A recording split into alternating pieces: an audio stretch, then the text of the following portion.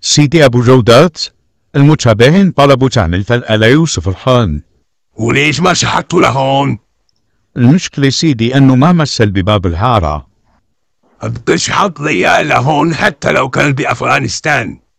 يلا يا حيوان. لك أهلين وسهلين بيوسف الخان، نورت الملفى. نور بوجودك سيدي. سيدي أبو جودات، فيني أعرف ليش جبتوني لهون؟ ما بدنا غير سلامتك، بس المتابعين طلبوا أني أعمل لك فلة. بس أنا ما مثلت بمسلسل باب الحارة وماني من أهل حارة الضباع.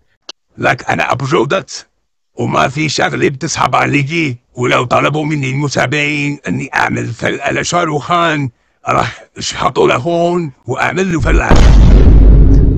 جهز لي حالك يا يوسف. بترجاك سيدي لا تعمل لي فلقة، قاعة ضيف شو ما بدك. عم ترشي الحكومي ولا حيوان؟ أنا بفرجيك.